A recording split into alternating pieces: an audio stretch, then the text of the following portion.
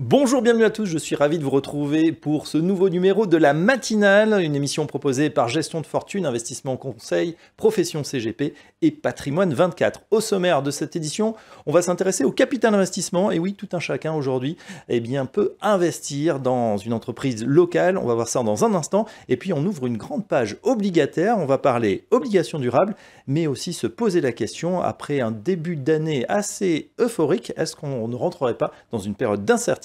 La matinale, c'est tout de suite.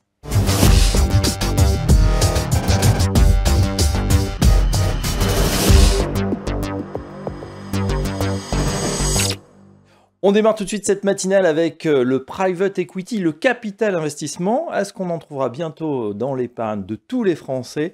C'est la question qu'on va poser à notre invité, c'est Fabrice Dumontel. Bonjour Fabrice. Bonjour. J'aime beaucoup votre prénom. Vous êtes vice-président de France Invest et on se pose cette question. Pourquoi? Parce qu'il y a une nouvelle loi qui vient d'arriver, on attend les décrets d'application, c'est la loi Industrie Verte qui va flécher l'épargne de l'assurance vie, peut-être du plan d'épargne retraite, vers le private equity. Alors cette loi Industrie Verte, qu'est-ce qu'elle change? La loi Industrie Verte, elle offre une opportunité pour les épargnants français d'investir en non coté, en capital investissement, à travers leur assurance vie et leur épargne retraite. Concrètement, les assureurs vont proposer à leurs clients en assurance vie, en épargne retraite, des offres de gestion pilotée, de gestion sous mandat, dans lesquelles il y aura des unités de compte, c'est-à-dire des fonds de non cotés. Ça peut être des fonds de private equity, ça peut être des fonds de dette privée, ça peut être des fonds d'infrastructure. C'est finalement tous les fonds qu'on représente chez France Invest. Mais c'était déjà un peu le cas, on pouvait déjà le faire. Oui, mais la loi va marquer une accélération dans la mesure où il y aura une offre obligatoire finalement dans l'offre des assureurs comportant un pourcentage minimum de non-cotés. C'est-à-dire tous les fournisseurs finalement de solutions d'épargne devront avoir une case, voilà, private equity, capital investissement. Exactement, dans la gestion pilotée, dans la gestion sous mandat, c'est une très bonne nouvelle parce que ce non-coté, c'était une classe d'actifs qui était essentiellement accessible aux investisseurs institutionnels, et donc là, elle se démocratise, elle s'ouvre au plus grand nombre pour les épargnants. Alors justement, ce capital investissement, on en parle de plus en plus. Est-ce que vraiment, depuis ces dernières années, on a l'impression que ça infuse dans l'épargne des Français, ou peut-être parmi les conseillers en gestion de patrimoine qui nous regardent? Est-ce que c'est le cas? Oui, ça infuse, et la loi Industrie Verte, elle va faire accélérer encore le mouvement. Voilà, historiquement, c'est une classe d'actifs, le non-coté, qui est pour les investisseurs institutionnels. Depuis quelques années, les family office, les particuliers très fortunés investissent de plus en plus dans la classe d'actifs. Au premier semestre de 2023, pour les fonds adhérents de France Invest, c'était presque 25% de la collecte qui venait de cette catégorie d'investisseurs. Et donc, voilà, là, la loi Industrie Verte va rendre maintenant ces fonds très très largement accessibles. En pratique, ce sera fin 2024 pour l'assurance vie et en 2026 pour les plans d'épargne retraite. Et donc, effectivement, les assureurs sont déjà en train de construire leurs offres. Il y a des offres déjà disponibles et qui commencent à être bien souscrites avec une bonne dynamique. Ouais. Ça va accélérer. Est-ce que, Fabrice, c'est une retraite par capitalisation qui ne dit pas son nom, qui est en train de se dessiner? Alors ça, je ne sais pas, mais ce qui est sûr, c'est que mettre une part de non-coté dans son épargne est certainement une bonne idée pour préparer sa retraite, parce que le non-coté, le capital investissement, c'est performant, on pourra y revenir, c'est de la diversification patrimoniale, et en plus, c'est sur un horizon de 7-8 ans qui est très bien adapté à la préparation de la retraite. Ouais. Alors justement, on va parler performance. On sait que les actions, c'est rentable sur le long terme. Qu'en est-il justement du capital investissement? Oui, alors il y a beaucoup d'études qui montrent que le capital investissement surperforme les autres classes d'actifs, alors que ce soit évidemment le livret A, mais surtout les actions cotées, les obligations. Sur la longue durée, le capital investissement surperforme de manière assez claire. Et puis, c'est aussi un moyen de diversifier son épargne, de ne pas mettre tous ses œufs dans le même panier finalement. La surperformance du capital investissement, c'est pas de la magie. C'est ça qu'il faut comprendre. C'est finalement que les montants que nous confient les investisseurs pour aller les investir en non coté, ils vont financer des entreprises. Les fonds adhérents de France Invest financent 10 000 entreprises, 8 000 en France, c'est des PME ETI. Et avec les fonds qu'on investit dans ces entreprises, finalement, les entreprises vont financer des projets de croissance, vont se développer à l'international, vont embaucher, vont innover, vont se décarboner. Autant de choses qui créent de la valeur pour les investisseurs et donc pour les épargnants. Et qui créent aussi de l'emploi. 8000 PME ou ETI, et puis c'est en France, donc c'est non délocalisable. Finalement, on investit en France. Exactement. Les épargnants français financent les PME ETI françaises. Ah, c'est peut-être mieux que les obligations d'État. Bon, c'est un autre sujet. Alors, combien on en met dans les portefeuilles? Voilà, quelle est la bonne allocation? Parce que vous avez dit, c'est plus rente, il y a un meilleur rendement, évidemment, que le livret A. On n'en doute pas, mais il y a un petit peu plus de risque. Alors, combien on en met? Alors dans la loi industrie verte, ça dépend des profils, vous savez, entre les profils prudents, équilibrés, dynamiques. Donc voilà, il n'y a pas un chiffre, mais à la fin, c'est quelques pourcents des portefeuilles. Donc c'est vraiment un investissement de diversification qui va ajouter un peu de performance au portefeuille. On termine avec France Invest, 40 ans. Déjà, qu'est-ce qu'on vous souhaite pour vos 40 ans? Bah écoutez, en 40 ans, on a déjà fait beaucoup de choses. Hein. C'est 8000 entreprises financées par nos 400 membres. Et donc, ce qu'on peut se souhaiter, finalement, c'est de continuer à irriguer le tissu de PME ETI françaises. On s'est donné l'objectif de doubler le nombre d'entreprises financées dans les prochaines années. Et pour ça, d'engager un cercle vertueux entre l'épargne des Français qui vient financer ces entreprises et qui crée de la performance, ce serait fantastique. Donc c'est ça qu'on se souhaite. Eh ben, écoutez, bon anniversaire en tout cas, les 40 ans de France Invest, voilà, qui finance effectivement l'emploi et les entreprises. Ça tombe bien, on est en plein plan de réindustrialisation. Merci Fabrice Dumontel. Merci. Je rappelle que vous êtes vice-président de France Invest et à très bientôt dans la matinale. Merci beaucoup.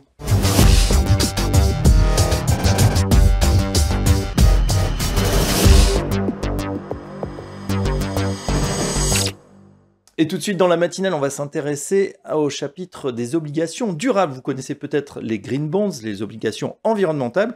Eh bien, on va aller voir ce que sont les obligations durables avec notre invité, c'est Pierre Allman. Bonjour Pierre. Bonjour. Vous êtes directeur de la gestion obligataire chez Philippe Autingre Gestion et vous allez nous parler d'un tout nouveau fonds que vous allez lancer, fonds Abacus Crédit Impact. Mais on va essayer de le décrypter, ce fonds, avec ses obligations durables. Alors, qu'est-ce que c'est qu'une obligation durable ? Alors une obligation durable, tout le monde sait ce que c'est à peu près une green bond, donc qui est adossée, on va dire, à un thème écologique, le fameux pilier E. L'obligation durable, c'est ce qui va recouvrir l'ensemble des 4 piliers, donc l'écologie, le social, la gouvernance et le sociétal. Et nous, en fait, on s'intéresse à l'ensemble de ces 4 piliers. Il n'y a pas que au green bond. Donc vous avez une distinction assez simple, ce qu'on appelle les obligations durables, au sens propre. Donc les sustainable bonds regroupent les green bonds et les social bonds. Et puis on a, donc par rapport à l'émission, et on a les sustainable linked bonds qui, elles, s'adossent à l'émetteur. Et nous, on vient chercher l'ensemble de ce gisement-là. Voilà, alors justement, qu'est-ce qu'on va y trouver très spécifiquement? Est-ce qu'il y a des émetteurs en particulier? Est-ce que vous pouvez nous donner des exemples? Alors vous avez des émetteurs qui, la plupart du temps, émettent en green bond, évidemment. Sur du social, par exemple, on n'a pas encore d'obligation sur les autres piliers. Sur du social, vous pouvez retrouver des émetteurs comme Adidas, comme Primea, qui vont donc aller générer un cahier des charges propre à des thématiques sociales. Et c'est ce qui est intéressant, parce que finalement, c'est une diversification dans la diversification. On a toujours cette question de la performance. On se dit, tiens, ça peut être une conviction de faire des obligations vertes, de faire des obligations durables, mais est-ce que c'est aussi performant qu'une obligation classique? Alors il y a 1 an et demi, c'était vraiment pas le cas, puisque dans les taux négatifs, quand on se baladait à moins 0,3, on avait un greenium qui n'était pas exceptionnel, donc on allait chercher du moins 1 pour faire du durable. Donc ça n'avait vraiment pas d'intérêt. De toute façon, on perdait de l'argent quoi qu'il arrive. Voilà, donc on perdait encore plus que du normal. Mais aujourd'hui, le gros avantage, c'est que vous avez qu'une dizaine de points de base de spread entre ce qu'on appelle les straight bonds, donc les obligations classiques, et des obligations durables, donc quitte à faire, autant faire du durable. Oui, alors donc, justement, ça intéresse quel type de clients? Ça intéresse tous les types de clients. À la base, c'est vraiment fait pour des institutions, dans l'idée. Mais finalement, on s'est rendu compte assez récemment aussi que toutes les branches de clients pouvaient être intéressées. On a notamment les family office qui montent beaucoup en face de nous en ce moment, qui nous posent énormément de questions. Et finalement, vous avez le choix entre, à même niveau de risque des obligations classiques, générer quelque chose en plus tout en maintenant le rendement. Donc si vous voulez du rendement à un niveau de risque optimal, un optimum risque-rendement parfait, j'ai envie de dire, vous pouvez avoir de l'obligation classique certes, mais en rajoutant du durable, vous ne perdez pas au change avec moins de rendement. Voilà, on peut en rajouter évidemment une pincée. Alors on s'intéresse à votre fonds, Abacus Crédit Impact. Comment il est structuré? Qu'est-ce qu'on va y trouver? Alors, vous allez trouver 100% d'obligations durables, corporate. On n'investit pas sur les États, pas sur les bancaires. Alors, les bancaires, pas parce qu'il n'y a pas d'opportunité, mais parce que pour nous, on trouve que c'est compliqué de lire aujourd'hui les bilans de banque d'un point de vue ESG. Donc on n'y est pas encore, donc on a vraiment du corporate. Vous y trouverez donc 100% d'obligations durables, Oui. 70% minimum investment grade, 30% de high yield en complément. Donc on est sur un fonds qui est très très investment grade avec des émetteurs connus et une petite diversification sur le high yield, mais qui reste vraiment dans le middle range, on va dire, dans ces obligations qui sont au-dessus de double B, excusez-moi. On regarde également quelle est la performance attendue. On regarde quelle est la performance attendue, mais nous, si vous voulez, la petite différence, c'est que chez Philippe Autingre, on a créé un modèle ESG interne. Oui. On source nous-mêmes la donnée. On va pas chercher la donnée ailleurs, donc on a des analystes qui vont dans les reporting chercher ça. On a 160 KPI et un gros modèle qui analyse tout ça derrière. Et à différentes étapes, on va valider finalement un complément d'approche financière, donc un complément via l'extra-financier, qui va nous permettre de sélectionner des émetteurs. Donc, on n'a pas le même process qu'habituel. Pour nous, l'ESG est un complément d'approche de risque qu'on ne peut plus omettre. Donc c'est comme ça qu'on sélectionne les émetteurs, et sur le plan financier et sur extra-financier. Ouais, sur le plan extra-financier, ça permet d'éviter peut-être certains scandales ou certains émetteurs un peu sulfureux qui ont décrié la chronique, en tout cas récemment. Voilà, donc pour verdir et même mettre du social dans son portefeuille, il y a ce nouveau fonds qui vient d'être créé.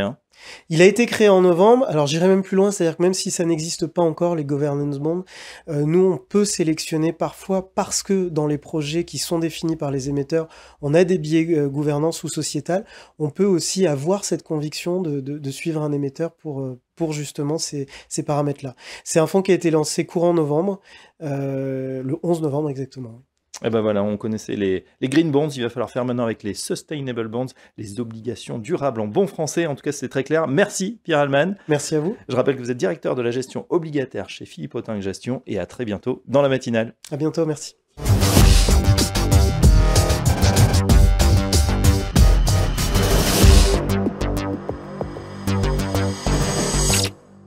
Et tout de suite dans la matinale, on va parler marché obligataire avec un spécialiste qu'on accueille, c'est Mathieu Bailly. Bonjour Mathieu. Bonjour Fabrice. Vous êtes directeur des investissements chez Octo AM et gérant obligataire.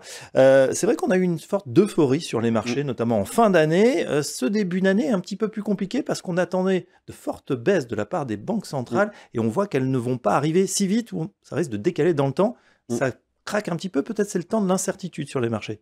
Oui, c'est vrai qu'en fin d'année, tout le monde était persuadé que les banques centrales allaient accélérer leur calendrier parce qu'on se disait l'inflation baisse fort, la croissance ralentit et il y avait 6 à 7 baisses de taux du côté de la Fed et 6 à 7 aussi du côté de la BCE prévues par les marchés, ce qui faisait des taux longs assez bas, cette fameuse courbe inversée.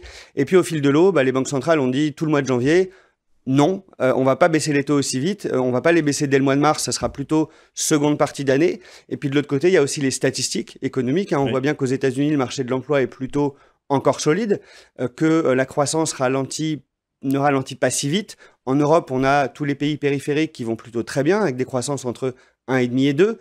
Et donc tout ça milite plutôt pour une patience des banques centrales qui l'ont répété à l'envi. Et donc les marchés se disent, oui, mais s'ils ne baissent pas les taux aussi vite, ça veut dire que... on a peut-être anticipé. On a peut-être anticipé et que les prix des actifs longs, actifs risqués, les actions, les obligations longues, sont peut-être un petit peu survalorisés. Alors ça ne fait pas baisser pour l'instant significativement, mais on voit qu'il y a moins d'acheteurs sur le marché. Oui, c'est vrai. Et puis, on voit aussi qu'il y a une sorte peut-être de fébrilité, en tout cas sur certains compartiments, que la moindre étincelle, finalement, on a vu du côté des banques américaines, ça peut provoquer des dégâts outre-Atlantique. Oui.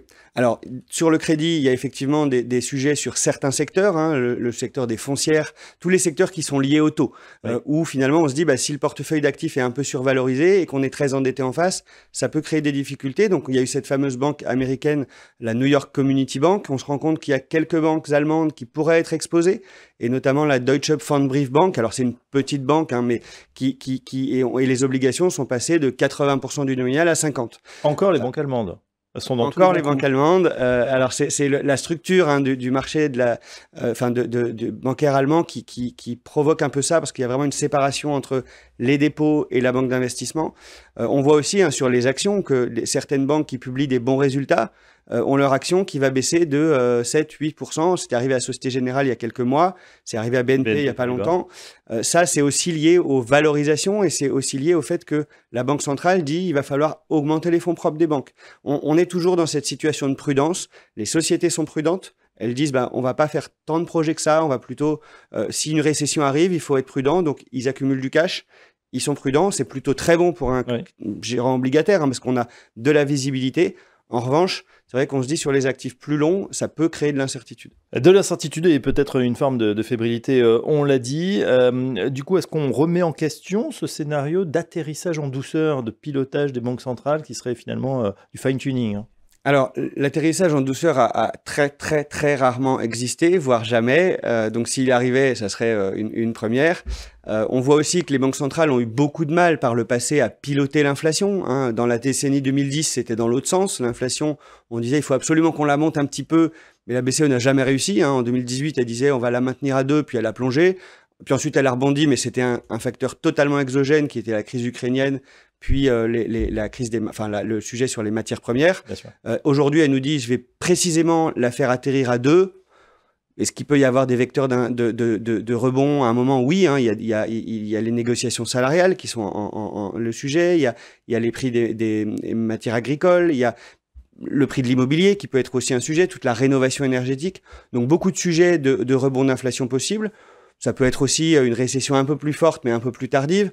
Moi, j'ai du mal à croire que la Banque centrale européenne arrive pour la première fois à piloter précisément l'inflation et à la faire atterrir sur du 2. Ouais, on prend souvent l'analogie du tube de dentifrice. C'est vrai que quand l'inflation commence, c'est difficile avec cette inflation aussi, cette spirale inflation prix-salaire. Qu'est-ce qu'on fait sur les marchés quand on est gérant obligateur, Mathieu Bailly? C'est vrai qu'aujourd'hui, on voit que on peut avoir en un mois finalement une performance qui se fait ou qui se défait. C'est extrêmement rapide, d'autant qu'il y a une prime au cash. Oui. Alors c'est vrai que pendant longtemps, pour être prudent, il fallait presque payer, puisque les taux étaient négatifs sur le court terme. Aujourd'hui, on a la chance que la trésorerie ou les actifs courts soient plutôt mieux rémunérés que les actifs longs.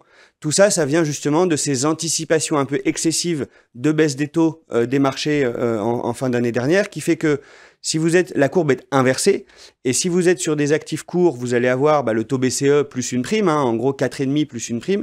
Si vous êtes sur les actifs longs, le Bund à 10 ans, aujourd'hui, il rapporte 2,30. Donc c'est quasiment 2 fois moins que le taux de référence de la BCE. Priorité au temps court.